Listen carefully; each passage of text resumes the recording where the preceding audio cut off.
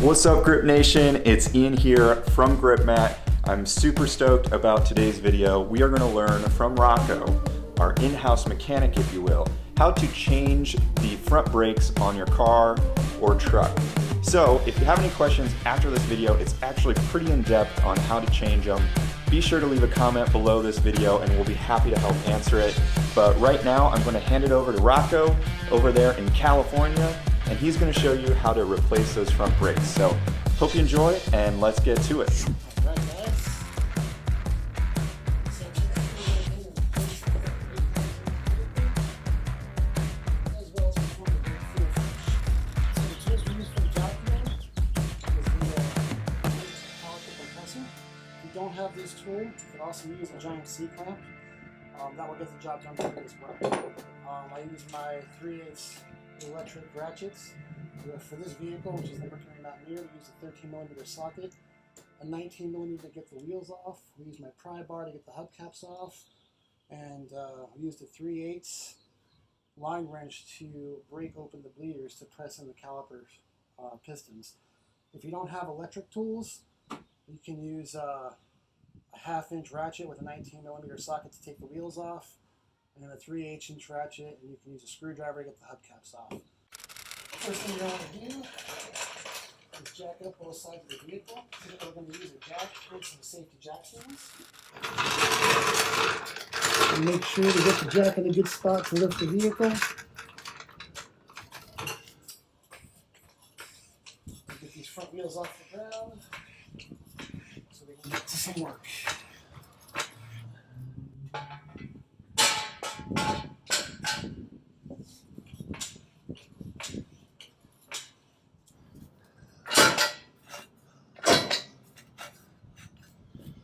Alright, there we go, got the right side, let's go do the left side.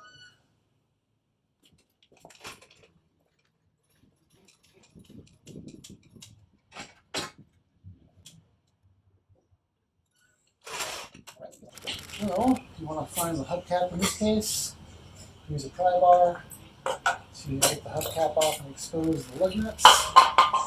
And then we're going to use our impact gun and a 19mm socket to take the lug nuts off so we can remove the meat.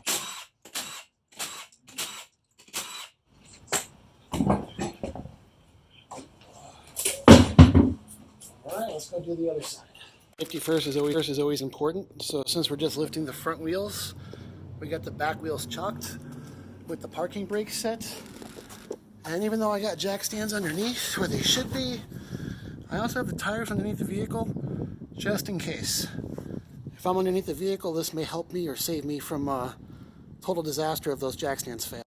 So now what we want to do is we want to go ahead and get the brake caliper off. I'm going to crack open the bleeder line so it's easy for me to do when it's off the vehicle. Then we're going to use a 13mm to take the caliper bolts off. Caliper bolts off the bracket. Go ahead and slide this off.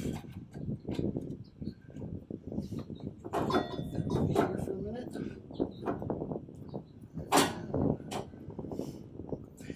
Brake pads off. And because we have new hardware, we're going to go ahead and take this hardware off. If you did not have new hardware, you can use a wire brush and just clean these pieces up real quick. Now, the proper way to do this is to, when you push the caliper back, it's really best to open the bleeder valve while you're doing this, so we don't push the dirty fluid back inside. In this case, we're going to be doing a brake fluid flush anyway, and if you're not comfortable pushing the caliper pistons in with opening that bleeder valve, you can do it this way as well. Although this is, keep in mind doing it this way, you're pushing dirty brake fluid up into your system. Now I want to push the pistons back into the caliper so we can put the new brake pads on. There's a few different ways to do this. This is the proper tool right here. This is for dual piston calipers such as this one. And you just want to slowly push them in. Am I squirting? Yeah. Alright. we go. Let's fix that real quick. As you can see, as you push the pistons in the caliper, brake fluid's going to come out the top, which could be messy, so I use my vacuum pump to suck it out. The other method to do is to crack the bleeder valve and let the fluid come out here as well. Let's get this pushed back all the way.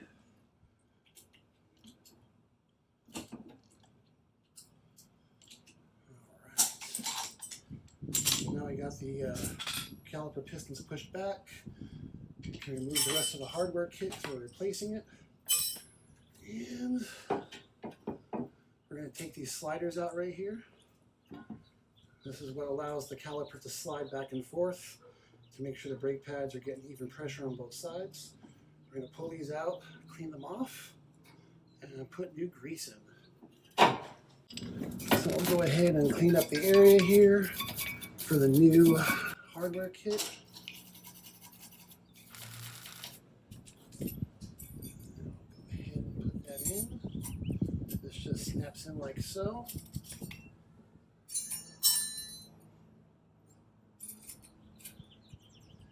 Go. And then these particular pads, doesn't matter which way you put them on. Some of them will have a wear indicator. I like to put the wear indicator on the bottom corner right here of the brake pads when we do have them. Slap those pads in. We have our new piece up here. And now we're going to go ahead and grease the caliper slides. So we'll clean off the old grease.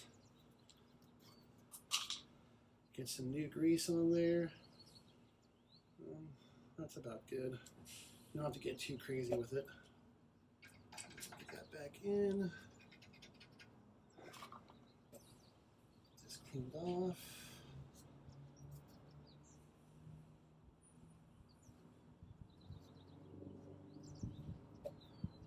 Get that one in here. Clean off any excess.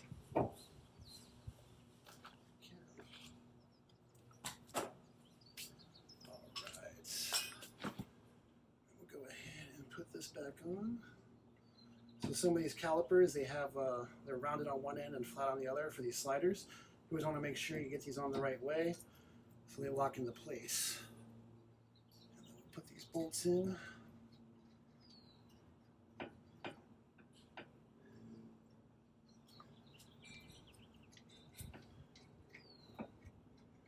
I like to start everything by hand just to make sure I don't cross thread stuff. Nice and snug. These are small bolts, they don't have to be ridiculously tight. And let's go to the other side and do the same thing. So I'm going to do a little bit quicker so you can see the whole process in one shot.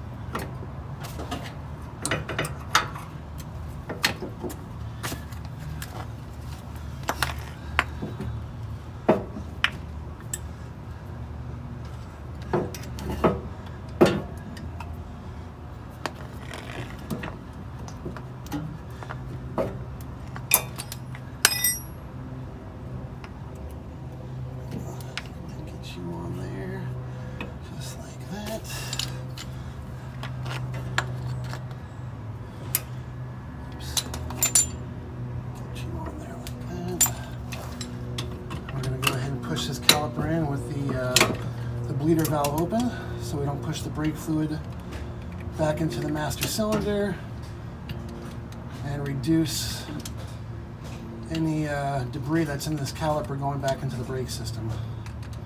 This is the proper way to do it.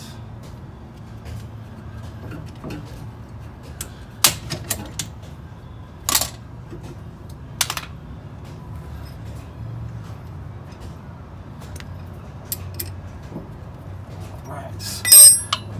have that up and secured, we can go ahead and secure our caliper with a hanger just in case it falls. And now we'll go ahead and take off the hardware and we'll get that cleaned up.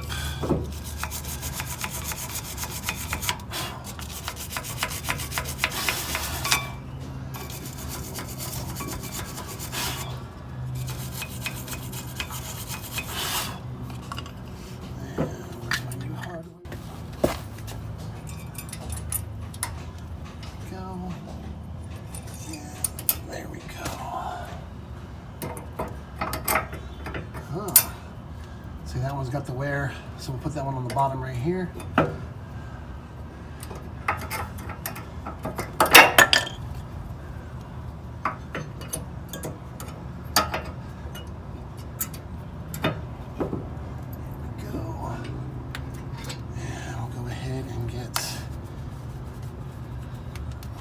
These lubed up.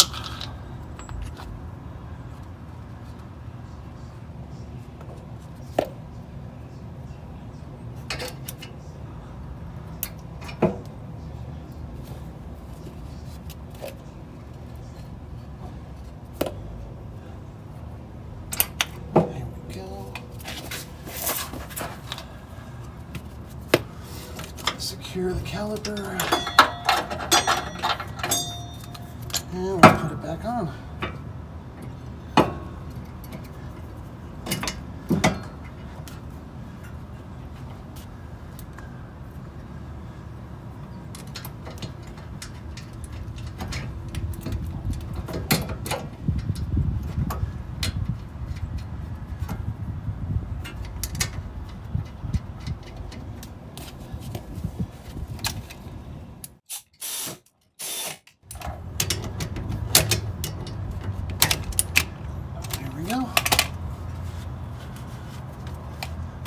All set.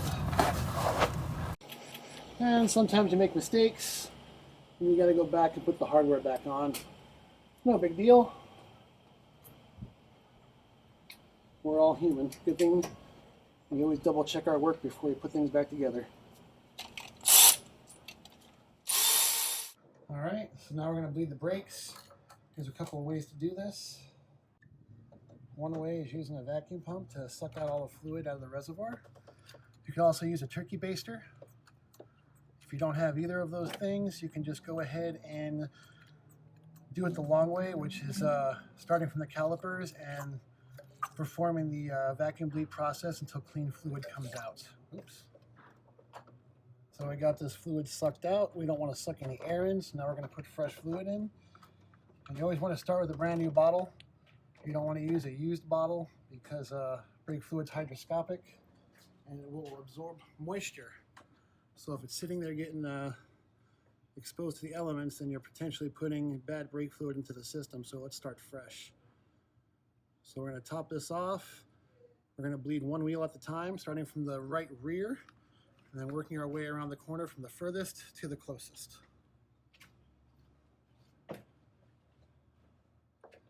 So there's a couple of ways you can bleed the brakes. If you're by yourself and you have a pump, like a vacuum pump, then you can do it with one of these. So if you have a vacuum pump like I do, you just want to crack the bleeder open and put the tube on, and then you can suck to get the fluid out. But personally, I don't like this way. I like doing it with two people. I feel it's more effective. So I'm going to go ahead and set this up. I have my assistant already in the vehicle, and we're going to go ahead and pump it with the foot.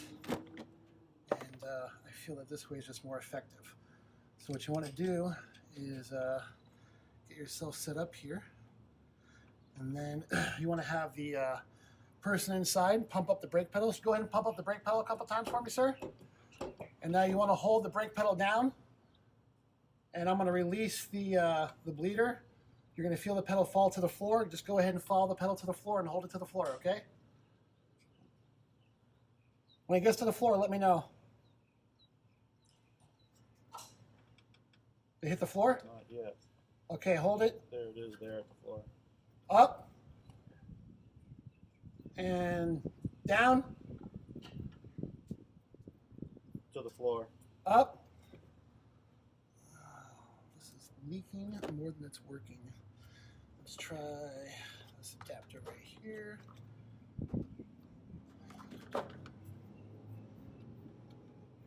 And down. To the floor. Up. Down. To the floor. Up. And down. To the floor. Up. And down.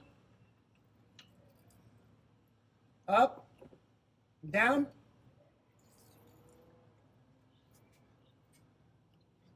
And up. And down. Up. Down. Up. And down. All right, we got some nice clean fluid coming out of there. We'll go ahead and check the brake fluid level, and we'll repeat this 3 more times.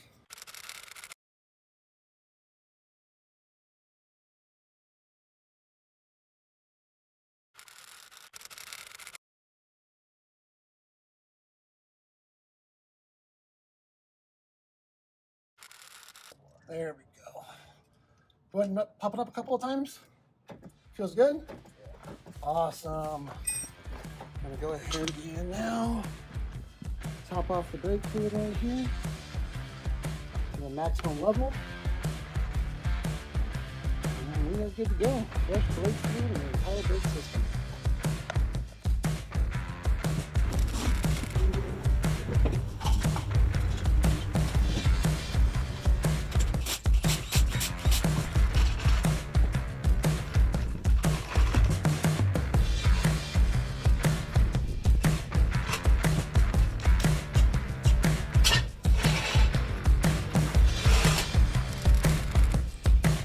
Foot-pounds. We always torque the lug nuts.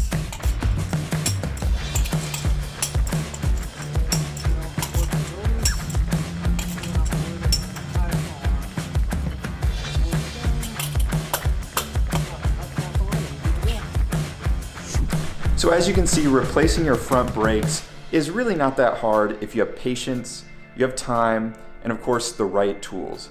If you happen to find yourself without the right tools and you just don't want to invest in them, then look at investing in a local mechanic. Find someone locally to help and support. We love that. So anyway, until next time, be sure to subscribe to our channel. We're going to be coming out with weekly videos like this, and we'd love to have you around. If you have any questions, just leave a comment below, and Rocco or our team will help answer them. So I can't wait to see you in the next video, and have a great day.